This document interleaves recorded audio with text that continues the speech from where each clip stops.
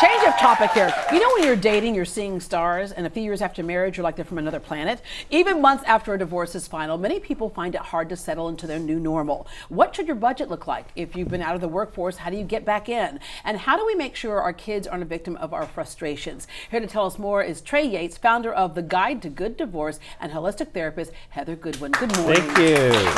It sounds like an oxymoron, The Guide to Good Divorce, Right. but it can happen if you just kind of do some things. Yeah, well, the whole program that I started back in 2012 is an educational seminar for women going through the transition we call divorce. And we tried to take a more holistic approach at our seminars, which we hold quarterly at the Houstonian. We get legal advice, we get financial advice, we practice wellness, we get new life skills, we talk about making new community. Yeah. And for those that are there at the seminar, we do what we call gratitude work.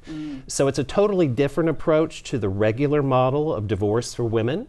And the work has integrity, and it seems to have legs of its own because we've had over 400 women go through the seminar since we started. It's a strength in numbers thing, because you can feel very isolated, very alone when you're going through. So you think all your friends are looking at you like somehow you failed. But when you have other women going through it, that's very empowering. And the bottom line is, when the divorce is final, does not mean that the emotions are final. So if you don't, exactly, and if you don't protect yourself during the divorce process as well, it can be even harder during that transition. We see a lot of women isolate when they're going through the divorce process, certainly substance, etc. So the whole philosophy of the Guide to Good Divorce is to think with intention, act with intention, get knowledge. This is not a time for you to be under the covers as a victim. There are ways. What you do now will affect you for the rest of your life. Absolutely. Yeah. All right. So start with secure legal representation. I know oftentimes couples will say, "Well, we just use the same person." Okay. Well, it'll be that fine. should be a real warning flag. Yeah. If your husband comes to you and says, "We'll use my attorney," then you need to run the other way. Yeah. So at the seminars, we have experts in the field of legal, divorce financial planning or analysis, which is different than talking to your divorce planner, to your financial planner. Yeah. Then we usually have therapists or holistic people come in and coach the ladies in terms of looking at this from a different paradigm. Yeah, I love this. Like, oftentimes you'll get, I didn't really deal with the finances, so they don't know where the money is. So you got to do some forensics there, right? Right. The other thing is getting out into the workforce, because now you've got to make a different living. And it's like, if you've been a homemaker, don't think that you don't have a skill set, because a homemaker is a really good skill set. Or even, what's Facebook? If you've been in a marriage for 30 years, when was the last time that you went on a date? Yeah. You right? So how do you get back out there making that new community and connection? Right. Okay, refresh your life skills. Okay, so tell us how someone would start something like that. You know, I wear a bracelet every day, Deborah, that says, "No mud, no lotus." And when you're in the midst of something as traumatic as a divorce, you're in the mud. Yeah. And it's stinky, and it's sticky. But there's a chance to begin again.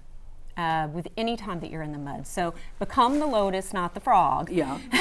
and unless you kiss that frog and it becomes a prince. And he's really cute. Yeah. I would not recommend that. Yeah, right. You know, it's a matter of getting out of the stress part of our brain and getting into thinking part of our brain. And it's as simple as just breath work, meditation, some high-tech devices that can just calm the nervous system. There's so many tools out there. Yeah, to and help moving you the begin. victim part aside, That's right. as opposed to something done to you, is something you were in partnership with. It didn't work, but now it's time for you to, like you said, Be become empowered. that lotus. Yeah. Well, and also, say. historically, if you have been a caretaker and always have put yourself last, suddenly you're now having to make these legal decisions, financial decisions, take care of your children, fight or flight. We were talking about that in the green room. Overwhelmed. And so part of the Guide to Good Divorce, in a very capsulated manner, we talk about how to breathe, how to meditate.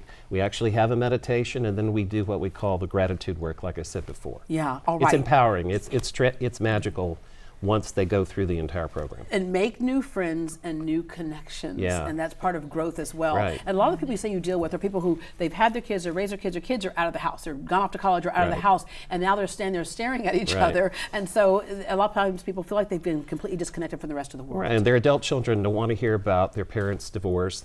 Their girlfriends really don't want to either. So one of the magical things about the Guide to Good Divorce is they can be with other women in a very protected space and share their stories with each other. And it may be the first time that anyone has really listened to their particular divorce story with empathy. Right, and right. that's where the magic happens. And can I just say thank you for being an attorney who doesn't just say, okay, that's over, on to the next one. You're interested in the long haul and the completion of that for those women. Well, we like to think of it as a transformative experience. So even though, as Heather said, it's icky and dirty now, it can be a way for self-transformation to a better life. All right. Thank you for that. Thank and you. What we discussed is just scratching the surface for the tools and resources coming up at this year's Guide to Good Divorce Seminar. It's happening Saturday, July 27th at the Houstonian Hotel from 8:30 a.m. to 2 p.m. To register, visit guidetogooddivorce.com or call 713-932-7177, 713-932-7177. The first 3 callers will get 2 tickets for the price of 1. If you know anybody who's going through the thick of it right now, this is a great place to go to make them help them feel whole again.